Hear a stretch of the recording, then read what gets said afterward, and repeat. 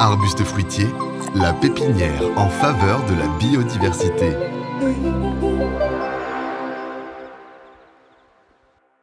Salut les permapotes, salut Rémi. Salut permapote. Pour ceux qui ne te connaissent pas, peux-tu te présenter et présenter le Jardin des Merveilles? Alors moi Rémi, du coup, j'ai créé le Jardin des Merveilles il y a 14 ans ici.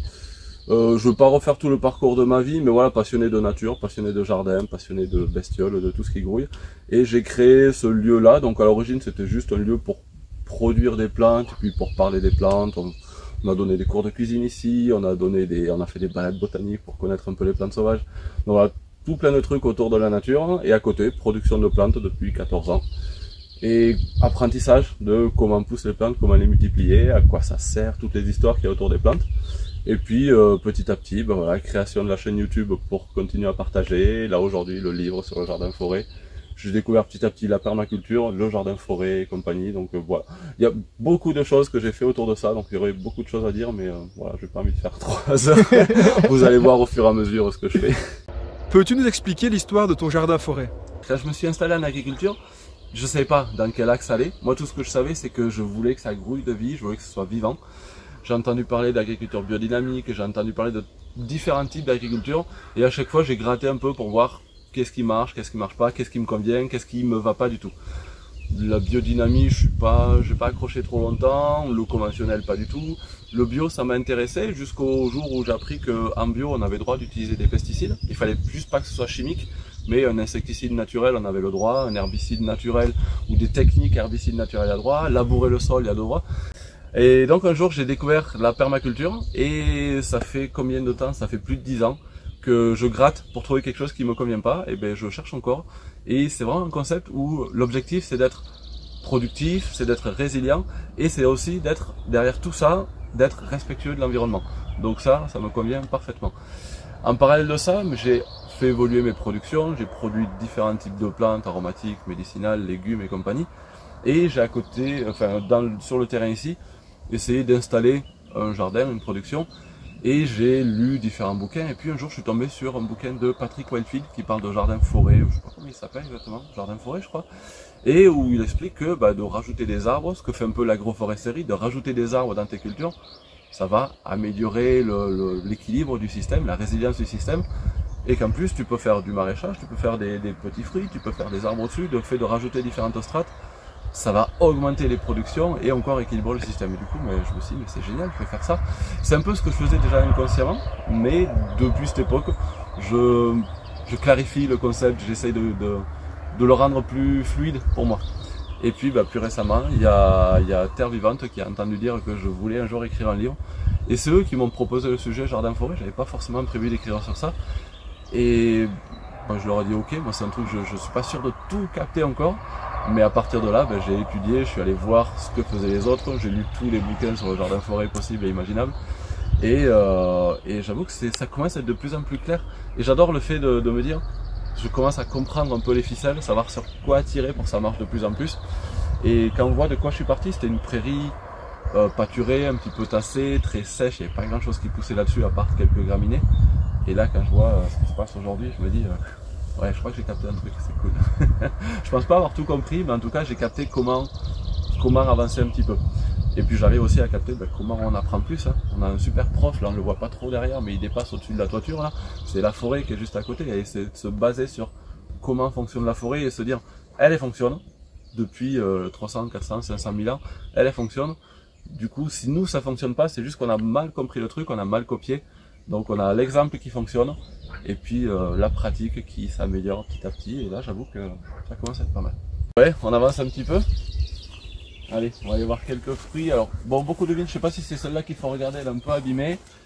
Il y a des plantes un peu plus fragiles que d'autres aussi, pas mal de ronces. Alors cette année on a une année vraiment qui va être incroyable pour les fruits. Je sais plus laquelle c'est, il y a beaucoup de ronces qui font pas d'épines, hein. C'est celle-là, là vraiment on peut aller s'amuser à aller cueillir les fruits sans risquer de s'accrocher dedans. Les raisins, l'armoise, donc la kébia ici,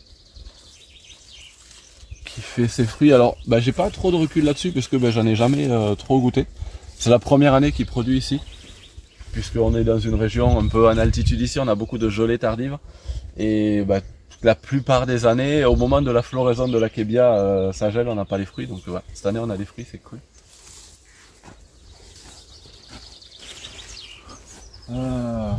Ça va être long si je te parle de tous les fruits. On a des nachis, on a différents types de poires.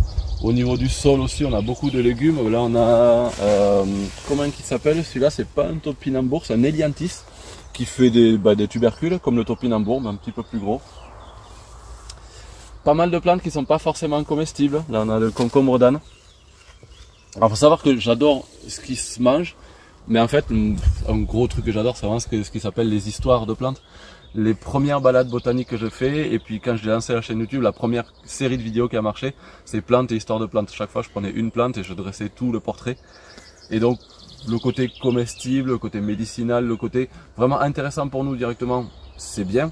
Mais il y a des trucs comme celle-là, tu vois, qui a aucun intérêt alimentaire, médicinal pour nous, elle se consomme pas.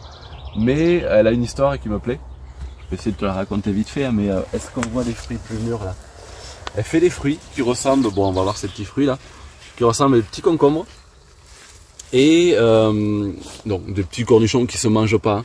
Quand le fruit est mature et prêt à propager ses graines, il est sous pression avec les graines à l'intérieur dans un espèce de liquide. Il est tellement sous pression que à la moindre secousse, si tu le touches ou si un petit coup de vent fait bouger le truc, il se décroche et il crache ses graines à 15-20 mètres. Donc faut pas avoir la tête au-dessus au moment où le fruit se décroche. Mais voilà, il a une façon de se propager qui est excellente. En plus, c'est un super couvre-sol, il y a beaucoup de plantes qui ont différents intérêts dans un jardin-forêt et c'est ça l'idée vraiment de capter les intérêts des différentes plantes pour pouvoir les intégrer, les utiliser, entre guillemets. Donc ça, c'est un super couvre-sol, très rustique, hein, qui se propage tout seul. En plus, j'en vois un autre qui s'est ressemé là-bas. Il y en a un derrière, il y en a un juste devant la cabane, là où on a commencé. Donc voilà, une belle histoire de plante à raconter, même si la plante n'a pas d'intérêt direct pour nous. Je trouve ça génial de s'apercevoir à quel point les plantes sont diverses. Ouais, tu sais, pas mal de fleurs aussi dans ton jardin forêt. Ouais, des fleurs après, encore une fois, on peut parler des intérêts. Et la fleur, déjà, son premier intérêt, c'est d'attirer les pollinisateurs. Plus de pollinisateurs, ça va être plus d'abeilles, de bourdons et autres. Si tu cultives des courges, des courgettes et que tu as moins de pollinisateurs, tu vas avoir une moins bonne production de fruits. Donc le fait d'avoir beaucoup de plantes mellifères va augmenter la présence des pollinisateurs et la production derrière. Ensuite, on a des plantes qui sont hyper intéressantes. Alors, les mérocales sont un super couvre-sol, il n'y a qu'à voir là sur cette zone. Là où les mérocales est présente, on risque pas d'avoir grand chose qui vient envahir.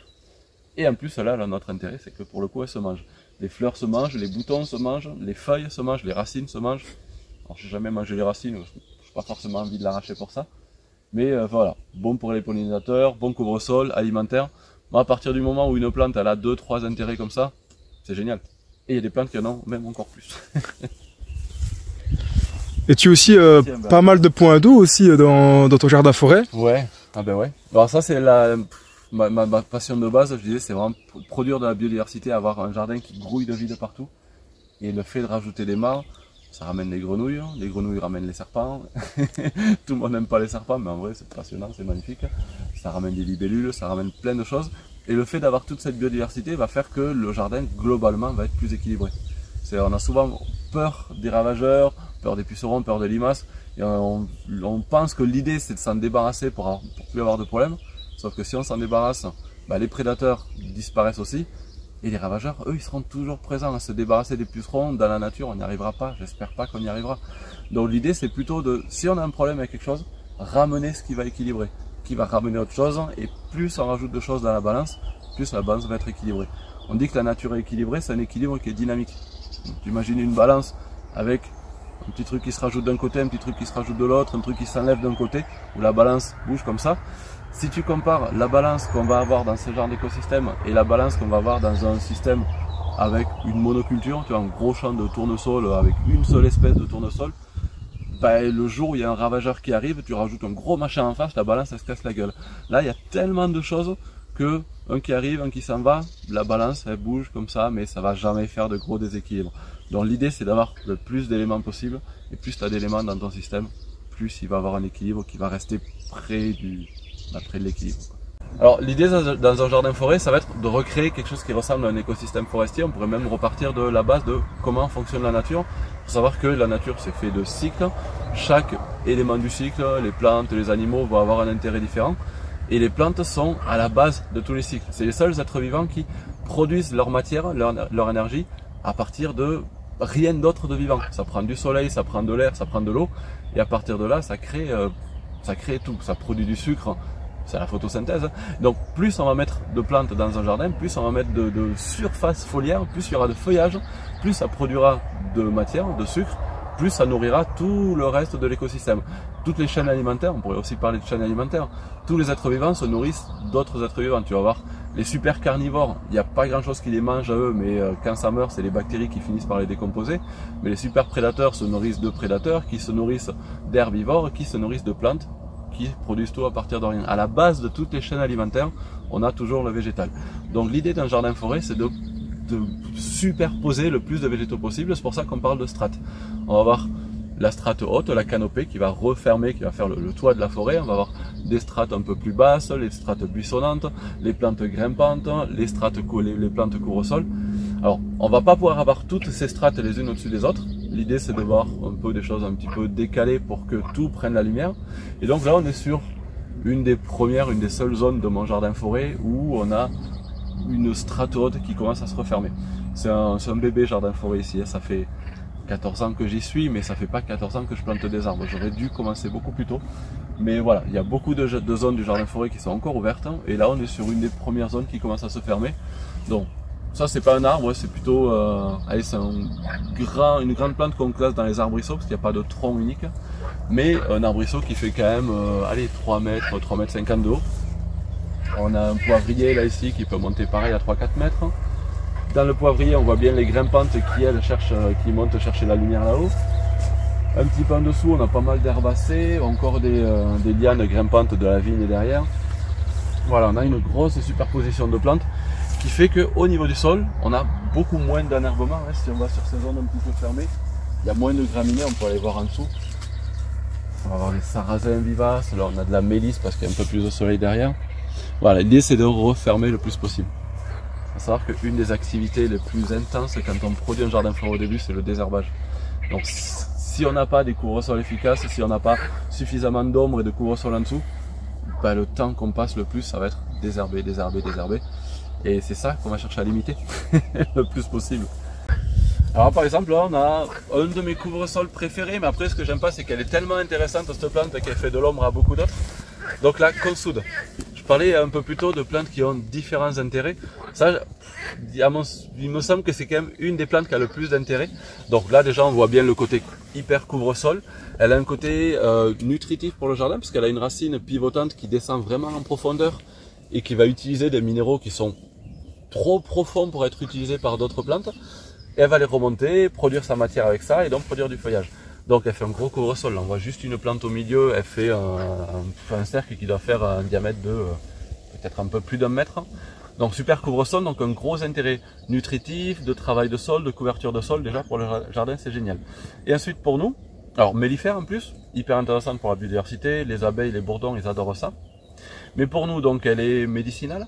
La consoude, c'est la plante qui soude, le nom même vient de ça. On peut faire des baumes avec la racine qui sont hyper cicatrisants. Enfin même pas que cicatrisants, stimulants du renouvellement cellulaire. Donc si on a des déchirures musculaires, des problèmes de tendons, des problèmes de plaies, c'est cicatrisant. Elle est alimentaire. On peut utiliser les feuilles aussi en médicinal, en cataplasme. Elle est alimentaire, on peut la manger. Alors il paraît qu'il ne faut pas trop en manger, mais de toute façon, je dirais n'importe quelle plante sauvage, il ne faut pas non plus faire trop d'excès. Mais voilà, on peut faire pas mal de choses avec ça. Et ensuite, nutritive, elle va capter, je disais, des minéraux en profondeur. Et un des trucs qu'elle capte le plus, c'est phosphore et potassium. Potassium, c'est quelque chose dont les plantes ont besoin pour faire des fleurs, pour faire des fruits. Et donc, on peut faire soit du purin, en utilisant les feuilles, en les faisant se décomposer dans de l'eau, et on va arroser ça. On va avoir un équivalent d'engrais minéral riche en potasse. Je suis pas très fan d'engrais minéral parce que on peut faire des surdosages, on peut polluer, on peut cramer des plantes, on peut faire des erreurs avec ça. Mais par contre, juste utiliser le feuillage de la consoude en paillage sur des zones de culture et quand la paille, enfin le paillage, quand la matière organique que tu mets en surface se décompose petit à petit, elle va apporter des minéraux petit à petit. Et donc si régulièrement tu pailles avec du feuillage de consoude, tu vas apporter petit à petit au compte-gouttes cette potasse qui sera disponible pour les plantes au moment où elles en ont besoin. Et c'est top. Et là on voit qu'elle est dans une période de l'année où elle a fait sa première pousse de printemps tellement grosse avec les pluies qu'on vient d'avoir qui viennent s'écraser autour de la plante. Là, petit à petit, ce feuillage va se décomposer autour de la plante. Elle est en train de remettre un nouveau feuillage. On voit ces jeunes pousses là. Et elle va remettre un nouveau paillage. Donc là, elle va se débarrasser de tout ce qu'elle a dans son feuillage qui va se décomposer autour, qui va la nourrir elle-même. Et elle va refaire de la matière. Donc là, ce stade-là, ce qu'on peut faire, c'est faucher, récupérer tout ce feuillage autour pour aller pailler d'autres zones de culture et pour aller nourrir des zones autour. Et puis elle va se renouveler en continu. Donc elle nous fournit de la matière pour aller l'utiliser ailleurs dans le jardin. Et ça, vous la verrez quand on se baladera dans le jardin, il y en a partout, partout. C'est chez toi, en Belgique, que j'ai découvert un peu cette utilisation qu'ont certains maraîchers. Un jardin qui est juste à côté du jardin des fraternités ouvrières à Moucron. Si vous ne connaissez pas, je vous conseille d'aller voir cet endroit. Où ils ont un jardin juste à côté où ils ont des lignes de production de maraîchage. Et au milieu de ça, une ligne d'arbres fruitiers avec une énorme culture de consoude. Et régulièrement, la ligne de consoude est fauchée pour aller nourrir les zones de maraîchage à côté. Et donc, c'est ce que je me dis ici. Maintenant, moi, partout dans le jardin, j'ai des productions de consoude qui me servent à pailler des zones de culture, surtout potagères, surtout fruitières autour. Et elle est généreuse. On parle souvent de plantes vivaces ou de plantes pérennes dans le jardin-forêt, mais quelle est la place des plantes annuelles? Alors, moi je dirais la place de chaque plante, c'est la place qu'on va lui donner. Chacun va produire ce qu'il veut, à savoir que pour moi je définis le jardin-forêt pas comme juste une forêt. D'ailleurs on n'a pas forcément défini qu'est-ce que c'était le jardin-forêt, mais l'idée c'est de se calquer sur une forêt, je dirais même plus globalement sur comment fonctionne la nature. Et dans la nature, il n'y a pas de la forêt partout. C'est des histoires de succession, il va y avoir des lieux ouverts qui vont se couvrir de plantes de plus en plus ligneuses, de plus en plus hautes, et à un moment ça va se refermer. Mais la forêt, une fois qu'elle est refermée, elle reste pas fermée tout le temps. Il va y avoir des endroits où ça va s'ouvrir. Ce qu'on appelle un chablis, c'est quand un arbre tombe et une clairière qui s'ouvre. Et dans ces clairières qui s'ouvrent, on va revenir sur des anciens cycles où tu vas avoir des plantes ligneuses, herbacées qui vont pousser, qui vont reprendre la place et la forêt va revenir.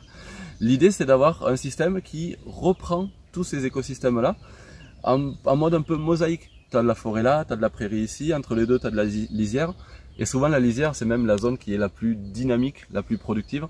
La plupart de ce qui nous intéresse, c'est les fruits charnus, les pommes, les pêches, les poires, les cerises. C'est des plantes qui sont plutôt dans les lisières. Les petits fruits, c'est dans la lisière, encore un petit peu plus bas, encore un petit peu plus ensoleillé. Et les légumes, c'est au pied de cette lisière, un endroit ensoleillé, mais avec la forêt pas loin quand même, parce que la forêt produit de la matière organique, coupe les vents un petit peu, humidifie l'air et donc rend l'écosystème un peu plus productif pour les légumes. Si tu fais des légumes en plein champ, sans arbres autour, et des légumes en plein soleil mais avec la forêt juste derrière, ces légumes là vont être plus productifs. C'est déjà arrivé à tout le monde de voir des plants de courges, de courgettes comme ça en plein milieu de la journée, en plein soleil, avec les feuilles qui tombent un petit peu parce que il fait trop chaud, il fait trop sec. La plante se met un petit peu en mode off. Là il fait trop chaud, il fait trop sec, j'attends un petit peu. Et on peut voir à la fraîche, qu'on appelle la fraîche le soir, c'est quand la température rebaisse un petit peu, les feuilles se relèvent un petit peu. Donc l'idée, c'est de ramener un petit peu la forêt près des productions de légumes pour que ce soit plus efficace. Et donc c'est un peu ce qui se passe ici. Si on voit à côté, on a des arbres intégrés dans le système, on va voir quand même beaucoup d'arbres, d'arbustes. Je mets pas mal de lignes de grimpantes au-dessus de mes zones de légumes pour qu'elles finissent par faire de l'ombre. Alors c'est encore un peu jaune là, l'idée c'est que les vignes viennent vraiment au-dessus. En hiver, ça perd les feuilles, donc le soleil arrive au niveau du sol, c'est cool. Et puis plus l'été approche, plus ça met des feuilles, plus ça va faire de l'ombre. Et plus le dessous va être productif. Tu parlais de la place que peuvent avoir les légumes. Au niveau des différentes strates, il y a des gens qui ont étudié ça. Et qui ont essayé de voir quelles sont les strates les plus productives. Et la strate sol et surtout les plantes annuelles, c'est là qu'on a le plus de production. Si tu veux comparer, tu vas avoir des pommiers, tu vas avoir une récolte à l'année, même les vignes, tu as une récolte à l'année. Au niveau de la strate sol, toutes les semaines, tous les mois, tu as des nouvelles récoltes. Tu vas ressemer des radis, tu vas ressemer des salades, tu vas replanter des tomates, des courges. Enfin, toute l'année, tu vas avoir des récoltes. C'est sur cette strate-là qu'on peut vraiment démultiplier les productions. Mais après, c'est pas parce que cette strate est super productive qu'elle va être très productive s'il n'y a plus toutes les autres. Encore une fois, c'est vraiment l'interaction entre les différentes strates qui va faire que tout est équilibré. Donc, avoir des légumes et vraiment bosser sur les légumes, les plantes annuelles, vraiment bosser là-dessus, grâce à tout le reste qui garde le système équilibré, c'est quand même intéressant. Donc moi je m'embête quand même tous les ans. Je dis je m'embête parce que la différence entre les vivaces et les annuelles, c'est que les vivaces, tu as un peu d'entretien à faire, un peu de taille à faire, mais ça revient tout seul. Les annuelles, il faut récupérer les graines, il faut les ressemer au printemps au bon moment, il faut les planter au bon moment, tu as quand même pas mal de choses à gérer à côté, mais c'est quand même là qu'on a le plus de nourriture. Qu'est-ce qu'une guilde et comment en créer une? Alors une guilde, c'est un mot que j'utilise parce que le mot me plaît. Je pense que ça me ramène pas mal à une petite période de ma jeunesse où j'aimais bien jouer aux jeux vidéo et à certains jeux de rôle où tu as une aventure et puis tu as certaines missions à réaliser. Mais c'est des missions que tu ne peux pas réaliser tout seul. Tu es obligé de te constituer ton équipe et dans ton équipe, tu en as un qui va être plus efficace dans un truc, un autre qui va être plus efficace dans autre chose. Et puis l'équipe globalement est plus efficace que chaque personnage isolé. Et c'est exactement pareil pour les plantes. Dans la nature, on va toujours voir des plantes qui poussent ensemble. C'est rare de voir des endroits où tu n'as qu'une espèce qui pousse. Et donc l'idée, voilà, c'est d'associer intelligemment les plantes.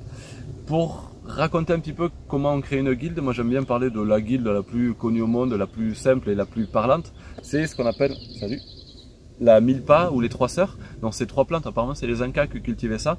Trois plantes, maïs, courge, haricot. Et du coup on voit le début de la guilde dans les maïs là, les courges derrière. Et chaque plante va rendre service à une et utiliser le service d'une autre.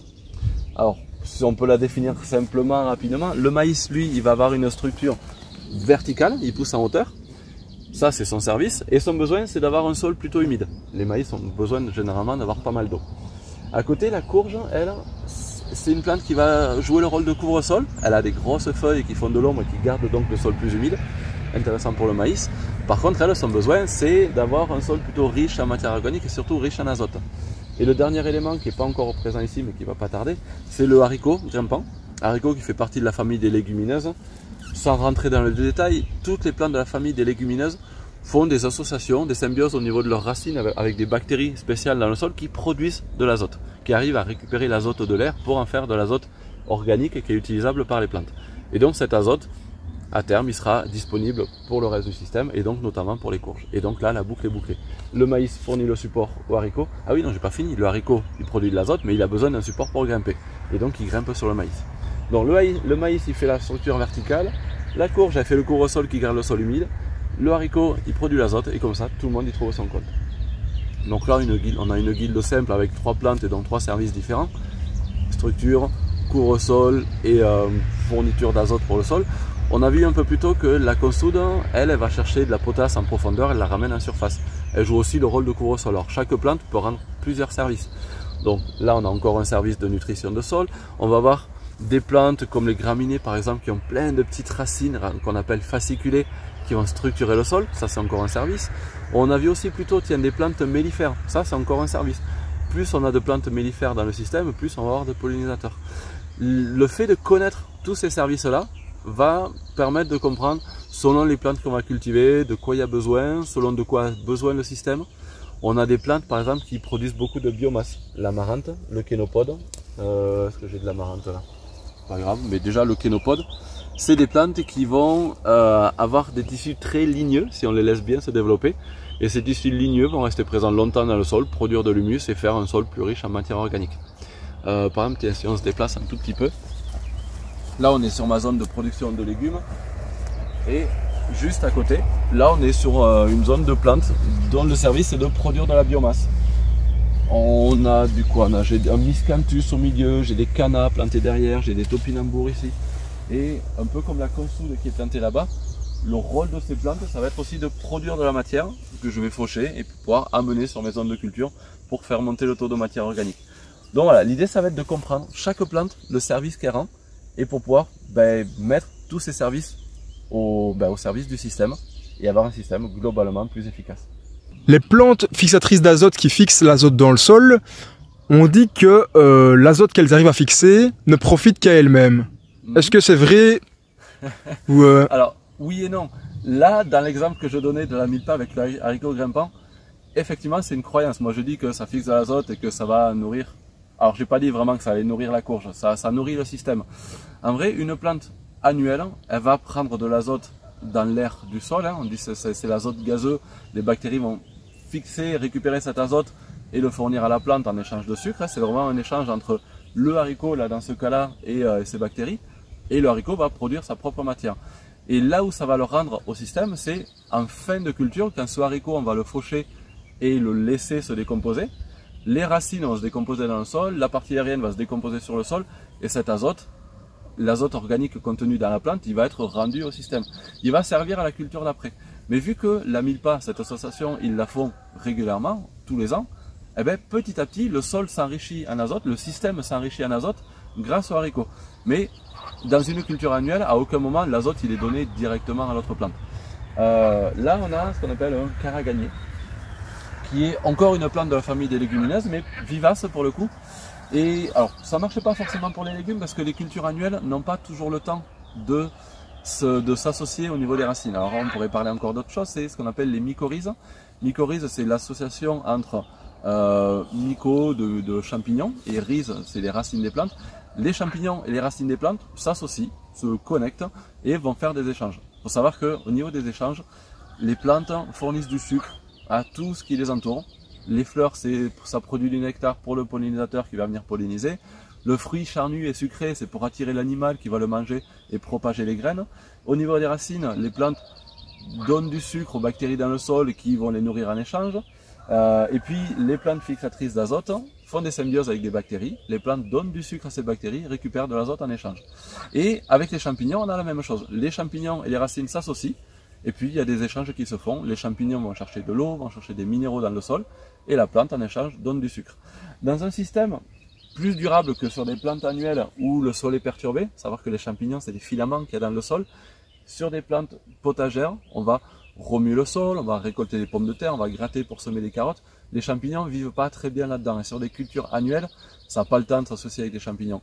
Mais si on voulait faire des cultures de légumes vivaces, quelles que soient les plantes, qu'elles soient vivaces et qu'elles aient le temps de s'associer avec ces plantes-là, là pour le coup on a des plantes qui produisent de l'azote grâce à leurs bactéries et qui par l'intermédiaire des champignons va pouvoir distribuer un surplus d'azote aux autres plantes. C'est pas forcément comme ça que ça marche dans les potagers. Dans le potager, on va juste dire le fait de cultiver des légumineuses. Donc moi j'ai parlé de haricots grimpants, ça peut être des fèves, des pois chiches, ça peut être de la luzerne pour les engrais verts, les couvre-sols, ça peut être des lentilles, ça peut être des petits pois, voilà, tout ce qui est famille des légumineuses. Ces plantes-là vont pas épuiser le sol en azote puisqu'elles ont cette symbiose avec des bactéries qui font leur propre azote. Et puis en fin de culture, surtout toujours très important quand la culture est terminée, on fauche la plante et on la laisse au sol. On ne va pas l'amener au compost, on ne va pas l'amener à la jeter plus loin, on la laisse au sol et cet azote qui a été produit à partir d'air va être rendu au système et donc enrichir le système en azote. Donc c'est pas immédiat, mais plus vous mettez de légumineuses dans le système, plus vous allez fournir en azote le système. Quelle est ta gestion de l'eau? Alors ma gestion de l'eau, à savoir que moi ici l'eau c'est quand même le gros facteur limitant. J'ai pas d'eau à disposition à volonté ici. Alors dans les accès que j'ai à l'eau, ça va être l'eau du réseau que je paye, qui n'est pas donnée.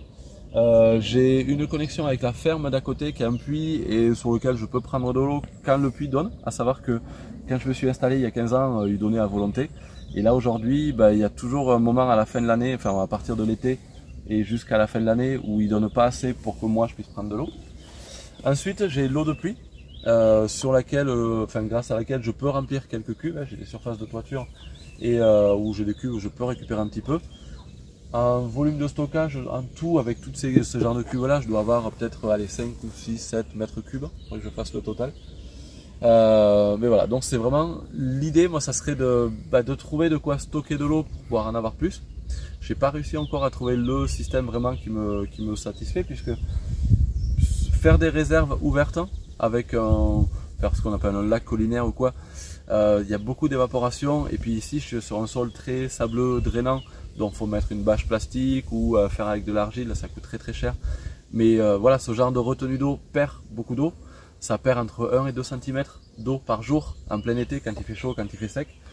Donc au moment où il y en aurait vraiment besoin, c'est le moment où il y aura quasiment plus d'eau dans la réserve. Donc c'est pas ça le plus intéressant.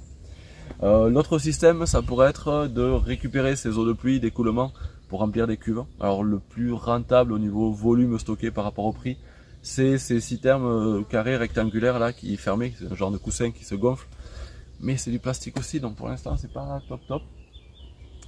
Mais voilà, donc pour l'instant j'ai pas vraiment de grosses réserves, j'utilise l'eau du réseau quand vraiment j'ai rien d'autre, mais mon idée c'est plutôt d'économiser, d'avoir besoin de moins d'eau possible.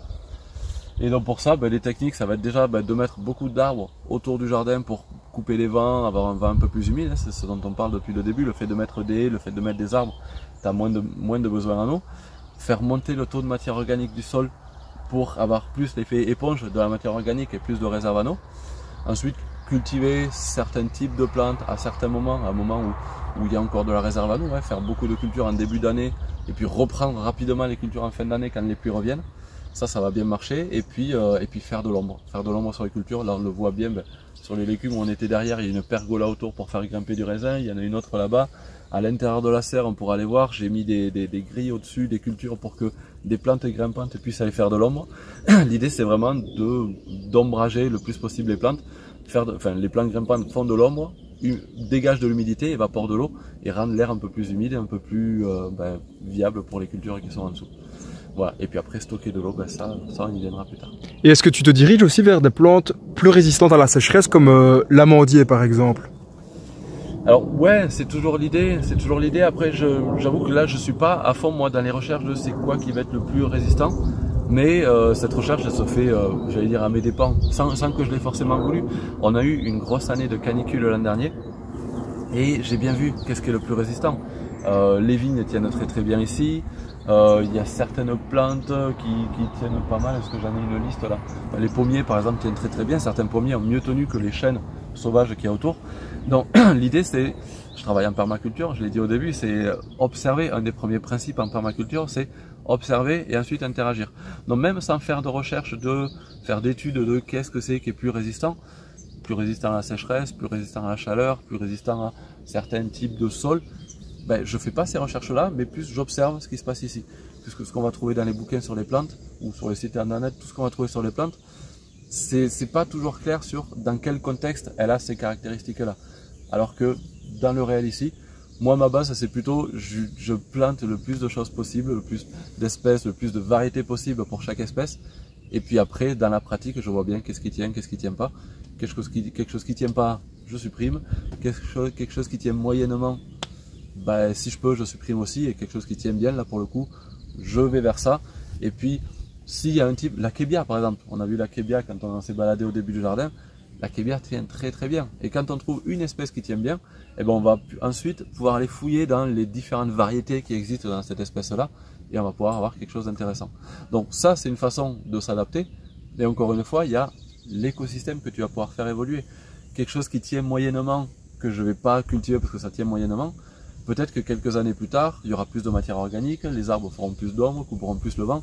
On va créer des petits écosystèmes, des microclimats qui sont un peu différents, et petit à petit, on va améliorer ou élargir la palette de possibilités de culture qu'on va pouvoir faire grâce à l'écosystème qui évolue. Pendant combien de temps arroses-tu la plante? Tu vas l'accompagner pendant 2 ou 3 ans et après tu te dis soit elle se débrouille, soit elle meurt, ou alors tu vas continuer à l'arroser en sachant que si tu continues à l'arroser, tu risques de la biberonner toute sa vie. Et ouais, c'est ça l'idée. Là, tu as déjà pas mal dit de choses dans la question, c'est vraiment ça. Moi. Je dirais, de base, j'arrose une fois. J'arrose à la plantation. Encore une fois, l'eau, c'est vraiment ma ressource limitante ici. Je ne sais pas si on voit la quantité de plantes qu'il y a, d'arbres que je plante tous les ans. Alors, je vais essayer de ne pas en planter trop chaque année, puisque toutes ces plantes, au moins le premier été, peut-être il y aura besoin de les arroser. Donc l'idée c'est de planter au bon moment. Bon moment, ça va être pour les arbres, c'est que ce soit en racine nue ou en conteneur, pour moi ça fait pas énorme différence, mais on arrose au moment de la plantation, et puis ensuite on n'arrose plus, et normalement on n'arrose plus du tout. Donc si l'arbre est planté au bon moment, en automne il a tout l'hiver pour s'enraciner, et au printemps il est censé être plus ou moins autonome. Après, je dirais que ça dépend de quel type de plante. Un arbre auquel je tiens, que j'ai envie de chouchouter, un arbre qui est assez rare, qui est difficile à trouver.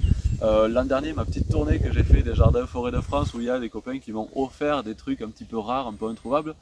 J'avoue que ces plantes-là, je vais pouvoir les chouchouter. Je vais peut-être même pouvoir les arroser le deuxième été encore.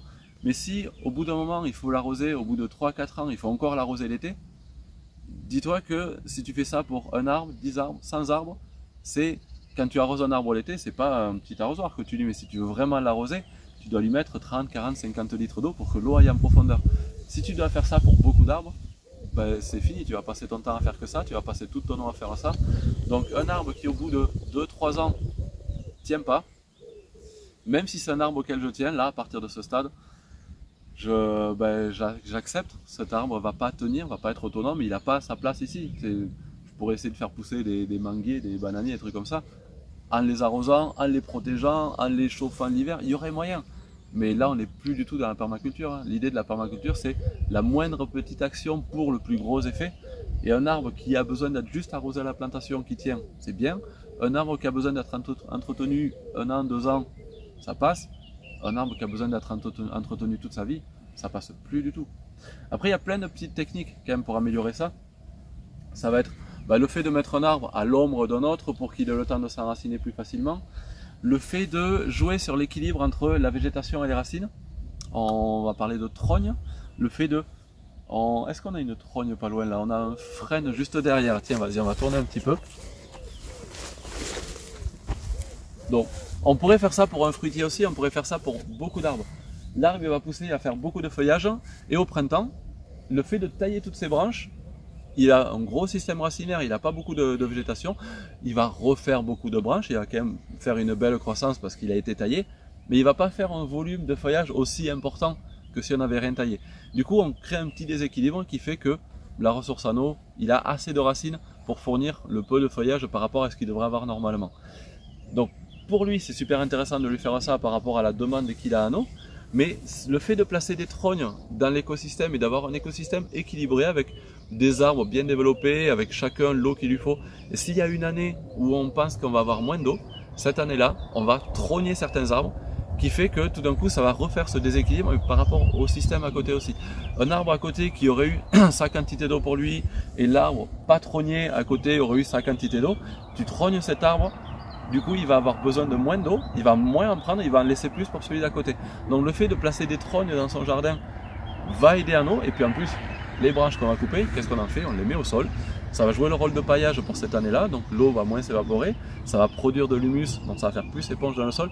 Ça a plein d'impacts différents. Le fait de faire des trognes pour la gestion de l'eau, je pense que ça peut être un truc intéressant, qui n'est pas beaucoup travaillé encore, mais qui est une des solutions. Parce que là, il va falloir vraiment bosser sur différentes techniques pour mieux gérer son eau, parce qu'on en a pas de moins en moins. Globalement sur l'année, on en a toujours autant, mais sauf qu'elle est tellement isolée sur les parties d'hiver et qu'en été, on a de moins en moins d'eau qu'il va falloir vraiment bosser sur comment combler ce besoin-là.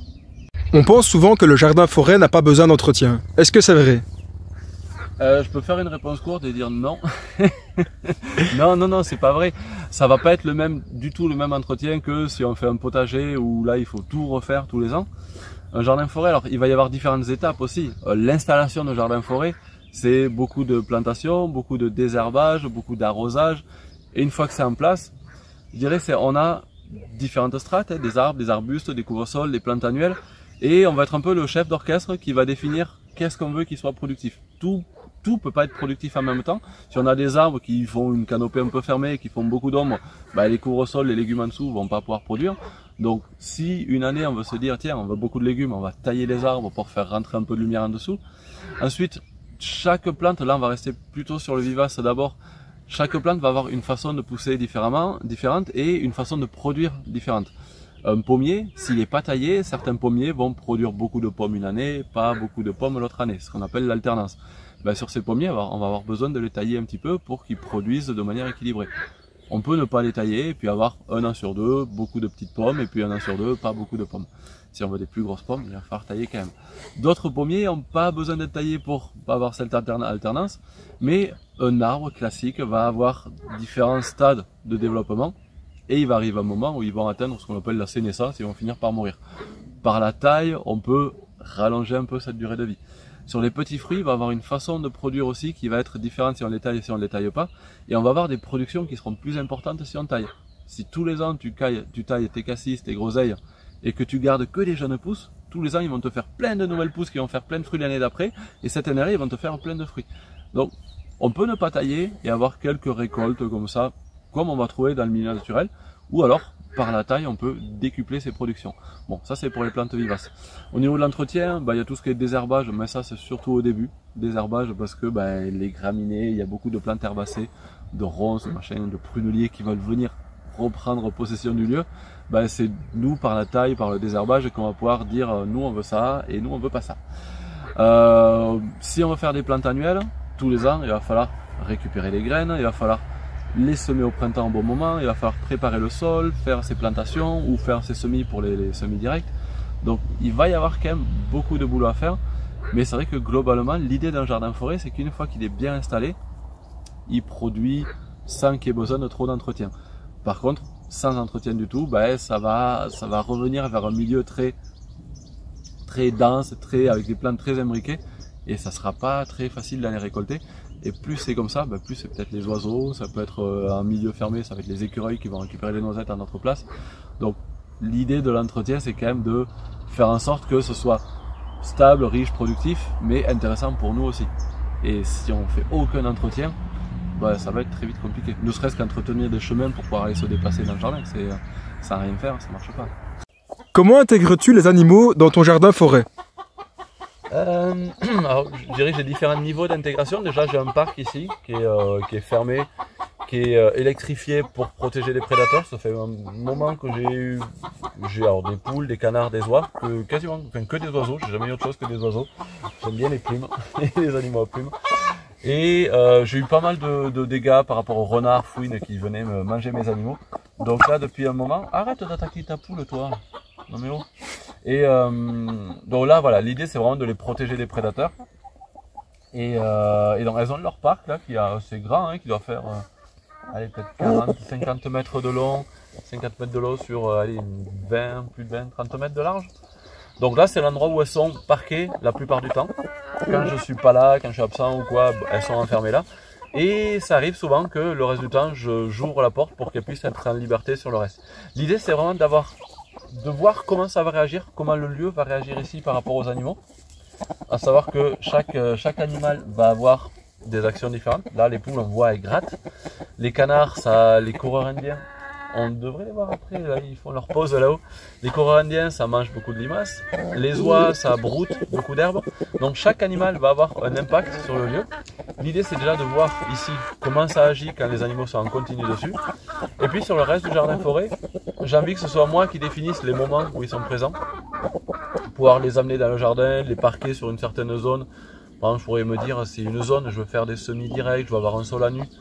Eh bien, je vais mettre un petit parc et y mettre les poules pendant quelques jours. Elles vont gratter, elles vont mettre le sol à nu. J'aurai plus qu'à enlever les poules et puis ensuite ça sera intéressant. Pareil pour les canards, hein, si je veux faire des cultures sensibles aux limaces, je peux amener mes canards pendant quelques jours sur la zone qui vont peut-être pas manger toutes les limaces, mais en tout cas réguler un petit peu. Ensuite, je les enlève et je fais mes cultures. Donc ça pourrait être utilisé comme ça aussi. L'autre utilisation que j'ai, c'est pour les déjections, à savoir que un petit peu de biologie, vite fait. Les oiseaux, c'est des animaux qui sont monotrèmes, c'est-à-dire ils ont un seul trou. Ils font alors les œufs, mais ils font leur déjection fécale et l'urine par le même orifice. C'est pour ça que les déjections des oiseaux sont hyper riches. Le guano, les crottes de poule, faut pas mettre trop dans le jardin, sinon c'est hyper nutritif. Rien à voir avec le crottin de cheval qui est beaucoup moins nutritif, c'est que des matières fécales. Si tu mélanges du crottin de cheval et de l'urine de cheval, peut-être tu as quelque chose de riche. Ben, les oiseaux, les déjections des oiseaux, c'est hyper fertilisant.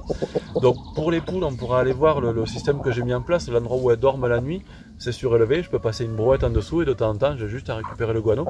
Et ce guano, ben, je vais le mettre sur mes cultures gourmandes, de temps en temps, une petite poignée de temps en temps, et c'est nutritif. Les oies, les canards, c'est une autre technique.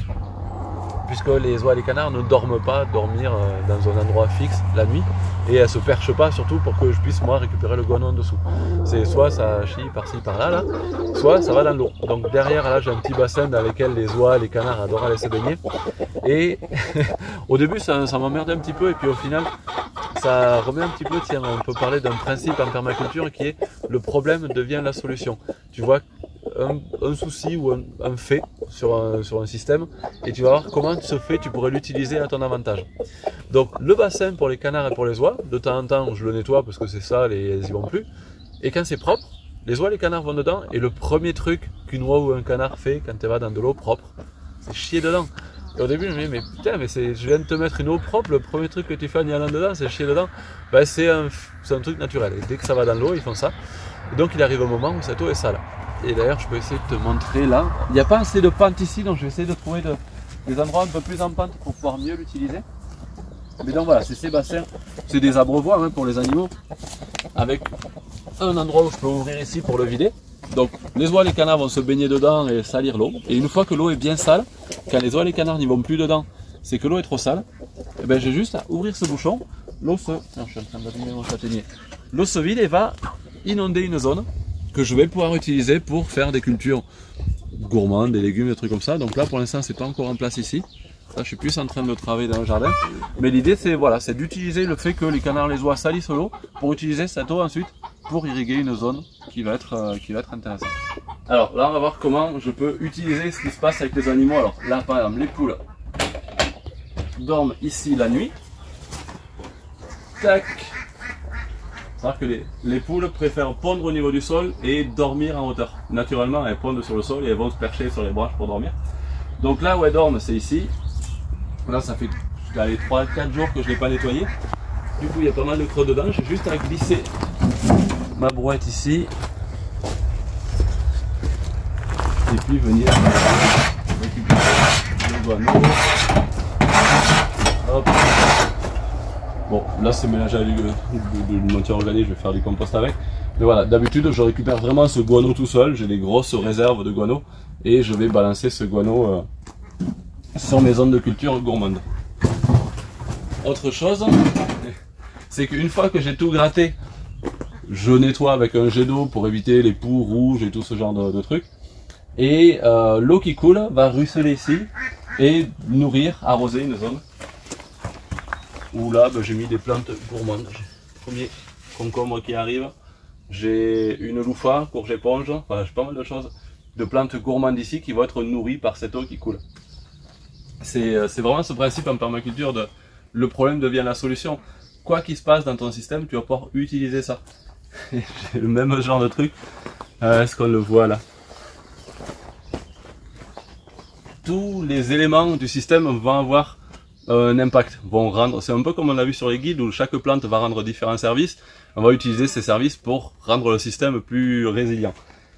Là c'est une citerne d'eau, quand je remplis mes cuves ça m'arrive souvent, au début ça m'arrivait souvent d'avoir de me planter, de laisser déborder, quand j'allume le robinet je laisse remplir et ça déborde un petit peu, à chaque fois maintenant au bord de mes cuves, j'ai une vigne qui pousse derrière, là j'ai une citronnelle, et chaque fois que j'ai une cuve qui déborde, que j'oublie d'éteindre le robinet assez tôt, ça déborde, cet oubli fait qu'il y a quelque chose qui va mieux pousser à côté. La citerne d'eau, il y a une certaine inertie au niveau de la température avec l'eau. Il faut savoir qu'ici, je suis dans une région où j'ai des fois moins 10, moins 15 l'hiver. Là, on a eu un moins 9, moins 10 cet hiver. La citronnelle de Madagascar, là, ça tient pas le gel. Hein. À 0 degré, normalement, ça meurt. Juste à côté de la cuve d'eau. La cuve d'eau, elle a beau geler un petit peu en surface. Toute la cuve, ça fait pas un gros glaçon. En dessous de la couche de glace, l'eau ne gèle pas. Si l'eau ne gèle pas, c'est qu'elle est au-dessus de 0 degré. Ça veut dire que là, autour de cette zone-là, j'ai une zone qui est hors gel. Même s'il fait moins 10 ici, j'ai une zone qui est hors gel à côté. Donc ça me permet de cultiver voilà, ce genre de plantes-là. Pratique. On dit que le sol est vivant. Comment comprendre et expliquer cela? Comment respecter cette vie du sol? Alors comment comprendre? Je pense qu'en observant déjà, en étudiant, en lisant, il y a plein de sources pour aller voir un peu comment ça se passe la vie du sol. Mais déjà en allant regarder.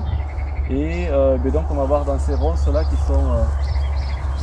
qui sont un élément les plus importants pour moi, pas forcément la ronce, mais en tout cas c'est parti ces zones buissonnantes, à savoir que ronces, églantiers, toutes ces plantes ligneuses, épineuses, elles arrivent dans les successions végétales à un stade où, alors est-ce qu'on reprend peut-être les successions végétales de la base, et comme ça on va voir à quel point ce stade là est important pour ce qui va se passer ensuite. À savoir que la nature cherche toujours à atteindre son point le plus équilibré, le plus stable, et on appelle ça le climax. C'est le stade pas terminal, et c'est un stade théorique parce que ça va jamais s'arrêter à ce stade là, mais en tout cas c'est toujours vers là que cherche à aller la nature. Et ici en zone tempérée, en France, mais dans toutes les régions tempérées du globe, ce climax, ce stade stable, presque final, c'est la forêt. Donc la nature cherche toujours à avoir une forêt en place puisque ça c'est stable. Donc si on prend les successions, on part d'une prairie, d'un endroit où il n'y a pas grand chose qui pousse au début avec surtout des graminées, ça va être, l'idée c'est de produire du sol. On va avoir des plantes qui poussent très vite au début, on va avoir les graminées avec des systèmes racinaires fasciculés, c'est plein de petites racines, on en parlait juste avant, sur des racines qui vont structurer le sol mais qui vont jouer le rôle de filet un peu, qui vont tenir ce sol.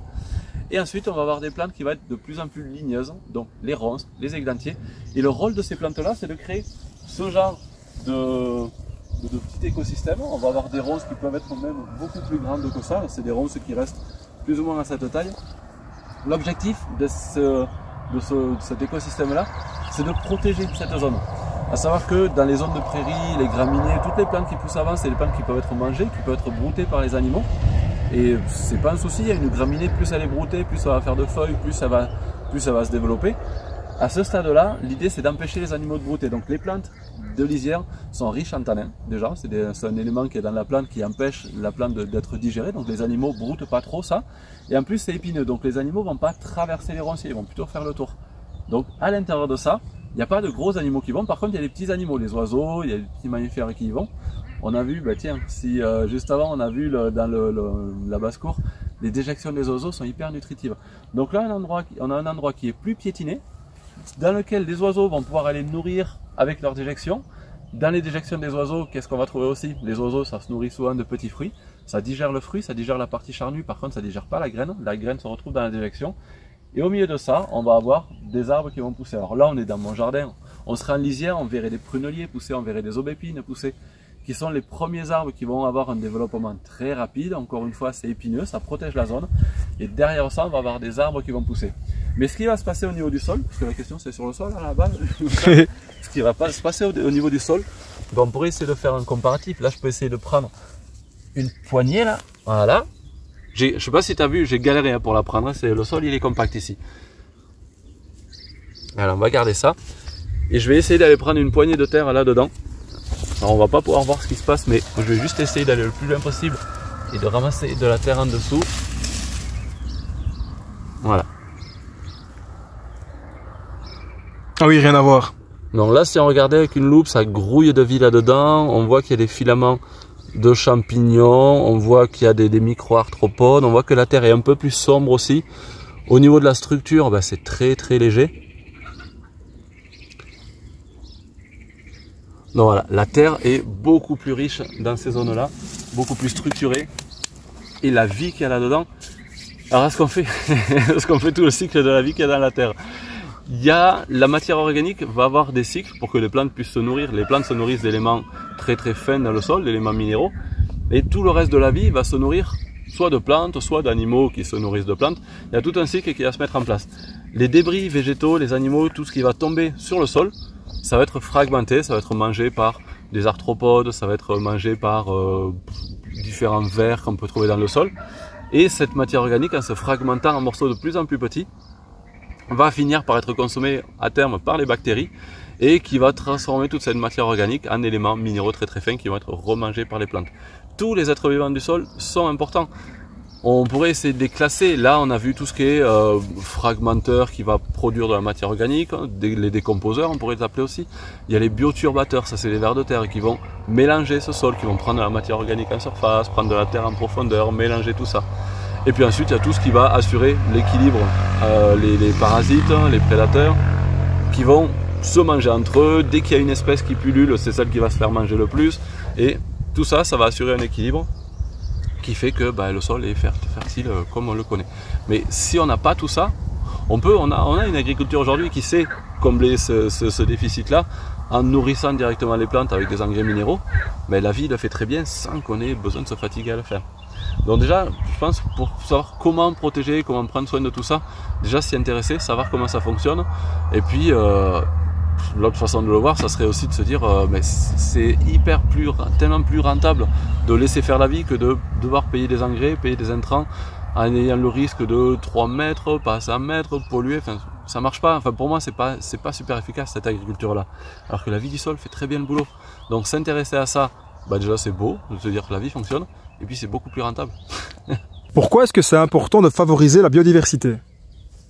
Parce que c'est à la base de tout l'équilibre et de toute la production du système.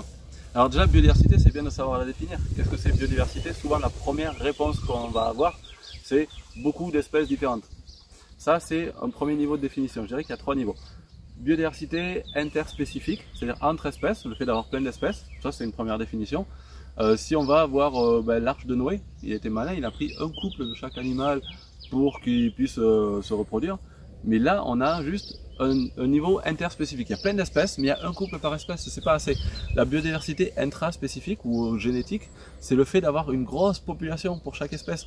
Donc il aurait fallu qu'il fasse Noé un bateau beaucoup plus grand pour, au lieu de prendre un couple par espèce, qu'ils prennent toute une population pour chaque espèce. Là, du coup, il aurait fallu vraiment un bateau beaucoup plus gros. Et le troisième niveau de définition, c'est la biodiversité écosystémique. C'est-à-dire plein d'écosystèmes différents, puisque dans chaque écosystème, il va y avoir tout un panel d'espèces qui va habiter, mais toutes les espèces ne sont pas adaptées à tous les écosystèmes. Par exemple, dans une prairie, on va avoir un certain nombre d'espèces.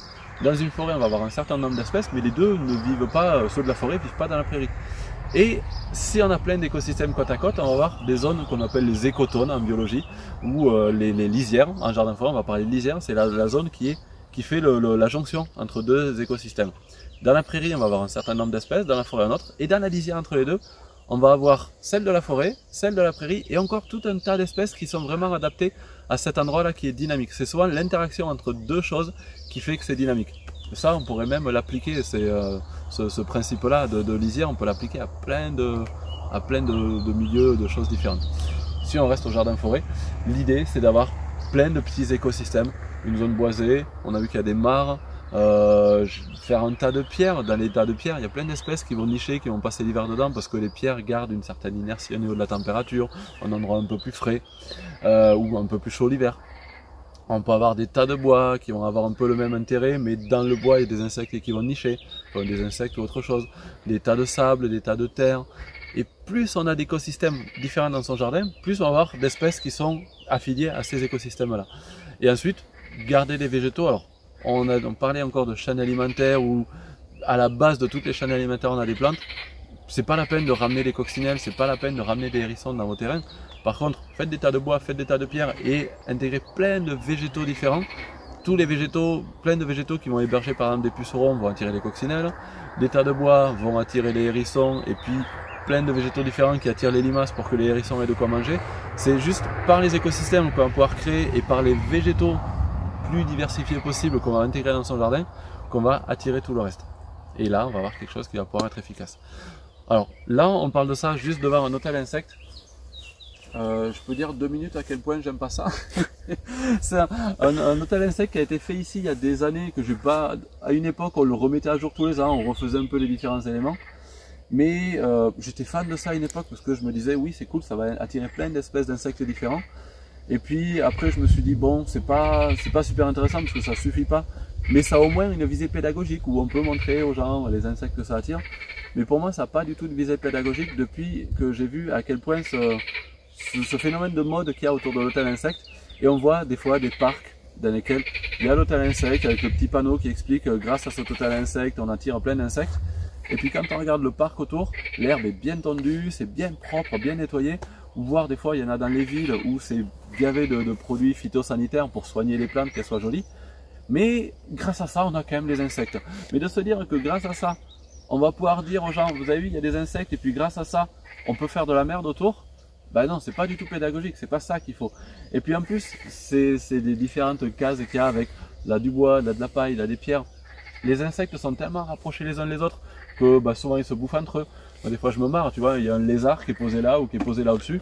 Et il attend qu'il y ait l'abeille qui vienne dans son trou pour la choper. Une araignée qui fait sa toile juste devant parce qu'il sait que là ça circule. Enfin, c'est tellement rapprocher les choses que ça crée des conflits. C'est pas dans la nature, tout n'est pas aussi rapproché. Par contre, au lieu d'avoir une petite bûche là, d'avoir un gros tas de bois dans un coin, moi j'ai des amis jardiniers qui savent pas quoi faire, ils vont faire de l'entretien de jardin, ils débroussaillent, ils savent pas quoi faire de leur matière. Ben, je fais des tas de broussailles autour de mon jardin, des tas de bois. Quand j'ai des pierres, je fais des tas dans un coin. Ça c'est intéressant, c'est isolé et puis c'est un peu partout dans le jardin. Et c'est pas juste en se disant qu'on a mis quelque chose dans un coin qu'on n'est pas obligé de le faire autour.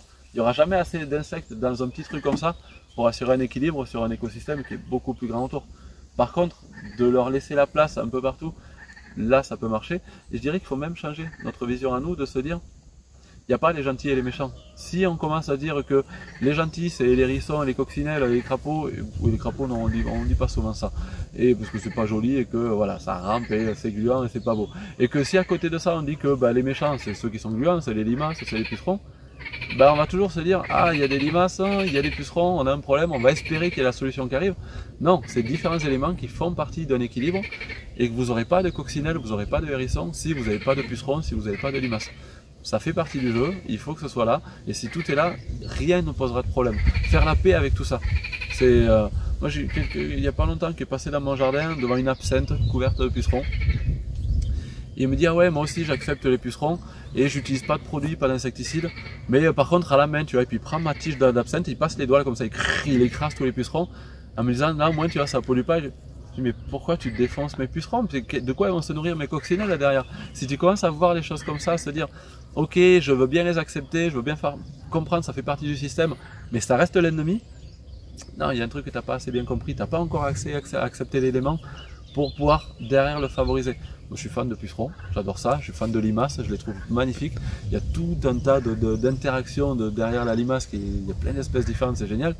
Et si tu te passionnes pour ça, tu vas vouloir les accueillir. Et si tu veux les accueillir et que tu veux qu'ils soient tout le temps dans ton jardin, ben derrière, tu as les prédateurs qui vont venir, qui vont rester. Et le système va rester équilibré. Mais c'est pas l'ennemi, ça fait partie du système. Comment vois-tu l'agriculture d'aujourd'hui? Laquelle? Il y en a plein de différentes. L'agriculture conventionnelle, je crois que c'est en... Alors je n'ai pas envie de critiquer vraiment mal l'agriculture... J'ai du mal, l'agriculture conventionnelle. Parce qu'elle a été une solution après-guerre, où il a fallu quand même renourrir une France qui voulait se repeupler un petit peu. On a quelque chose d'hyper productif, mais c'est productif sur le court terme. On y met plein d'intrants, on va labourer les sols, on met des engrais qui fait que ça produit très très vite. Donc on arrive à produire de la masse de nourriture, mais c'est pas la nourriture qui soit la meilleure au niveau alimentaire qui soit, c'est pas la plus durable pour la qualité des sols, pour la biodiversité. On a évolué, après on a l'agriculture biologique qui va arrêter d'utiliser des produits chimiques, on est moins polluant. On a l'agriculteur de conservation qui va arrêter le labour parce qu'on commence à comprendre que le sol, la vie du sol, c'est important. Donc, on est en train de faire plein de recherches pour améliorer les choses, pour que ce soit plus durable, plus intéressant. Et on a autre chose qui s'appelle l'agroforesterie, où l'idée c'est on va toujours avoir nos systèmes agricoles, que ce soit production animale, production végétale, mais l'idée c'est de rajouter l'arbre dans ces systèmes-là, puisqu'on s'aperçoit que l'arbre a énormément d'intérêt. Quel que soit le système agricole ou le type de production, l'arbre a énormément d'intérêt. Et le jardin-forêt, pour moi, c'est encore une évolution qui n'est pas... Je ne peux pas dire que ce soit le système intéressant pour l'agriculture, parce que c'est trop mélangé, c'est pas assez pratique pour les récoltes et compagnie, même si on pourrait s'organiser pour rendre ça très pratique. Mais pour faire des grosses... J'espère qu'au niveau du son, ça va le faire là. Et on discute. Non. On pourrait s'organiser pour que ce soit plus pratique. Mais c'est une des solutions, puisqu'on voit bien qu'en mélangeant les choses, on arrive à combler le problème d'arrosage par rapport au fait de, par exemple, dans des vignes, on va rajouter des arbres et on va avoir des vignes qui vont moins souffrir de la chaleur. De faire du maraîchage avec des arbres à côté, ça va faire plus d'humidité, on va réussir à avoir quand même des productions. Et pour moi, c'est une des solutions. C'est surtout une solution qui, en plus d'être productive, elle est agréable, elle est jolie, elle favorise la biodiversité, elle favorise la qualité nutritive des choses. On limite totalement les intrants parce qu'on a de l'autofertilité qui se rapproche de système naturel. Enfin, on a quand même plein de choses qui apportent plein de techniques qui vont pouvoir révolutionner d'autres systèmes agricoles. Et pour sa richesse et sa diversité et cet équilibre, cette résilience, pour moi, c'est vraiment un des points sur lesquels on va pouvoir vraiment s'éclater et trouver des solutions. Moi, c'est vraiment dans ça que je m'amuse sur le jardin-forêt. Je ne vais pas dire que c'est la solution, mais en tout cas, je suis quand même certain à 200% que c'est une des solutions. Sûr. J'espère que la vidéo vous a plu. J'espère aussi. Je pense que oui. Rémi a écrit un livre il n'y a pas longtemps qui s'appelle Le guide terre vivante du jardin-forêt. Donc là, ce livre est très complet, je vous le recommande fortement. Peux-tu nous l'expliquer brièvement, s'il te plaît? Je vais essayer d'être bref, du coup. Ouais. Donc ça, on l'a vu, c'est assez complexe au final. C'est ce que j'aime bien dire, c'est complexe mais pas compliqué. Il y a plein de petites choses à savoir, il y a beaucoup d'interactions, il y a beaucoup de choses qui se passent dans un coin naturel et dans une forêt et dans un jardin-forêt. Donc là-dedans, j'ai essayé. Alors il y a toute une première partie un peu lourde à lire, mais qui pour moi est incontournable pour réussir à produire un jardin-forêt. C'est une partie théorique sur comment fonctionne un sol, comment fonctionne une plante, comment elle se reproduit, comment elle se nourrit, comment fonctionne la nature, c'est quoi les différentes successions végétales, c'est quoi la création, les successions pour la création d'un sol, comment les plantes s'associent entre elles, tout ce qui est les guildes, les différentes strates, voilà. Toute la théorie, elle est vraiment poussée au maximum de ce que j'ai pu. Je me suis vraiment basé sur ma pratique, mon expérience et sur tous les bouquins sur le jardin-forêt que j'ai pu lire. Et ensuite, une fois qu'on a toutes les bases théoriques, on va recombiner, remettre tout ça ensemble. Et il y a une partie sur le design, sur comment on définit son propre projet, comment on sait qu'est-ce qu'on veut faire. Ensuite, comment, une fois qu'on sait ce qu'on veut faire, quel type de terrain on va rechercher. Tout ce qui est critères de recherche et même des sources pour aller chercher des lieux pour s'installer. Et ensuite, il y a toute une partie sur le design, sur une fois en place sur le terrain, c'est quoi les différentes étapes, c'est quoi les premières priorités à mettre en place pour aller jusqu'à l'installation, la création de guildes, la plantation, l'installation du jardin-forêt. Et ensuite, une dernière partie sur c'est quoi les différentes choses pour l'entretien du jardin, les tailles, le désherbage, la fertilité, comment booster la fertilité. Une partie aussi sur l'élevage, je parle surtout moi de l'élevage que je connais, ce qu'est la basse-cour. Voilà, donc là il y a tout ce qu'il faut vraiment pour comprendre et mettre en place un jardin-forêt. Et ensuite, c'est pas fini, il y a des annexes à la fin avec des tableaux dans lesquels je liste un peu toutes les plantes qu'on peut mettre dans un jardin-forêt par strate. Donc tous les arbres, tous les arbustes, tous les couvre-sols, tous les grimpants, tout. Vraiment, c'est des tableaux qui sont hyper complets. Certains tableaux sont pas aussi complets que quand je les ai fait au début parce que ça prenait trop de place. Par contre, il y a un lien vers mon site internet sur lequel les tableaux sont complets.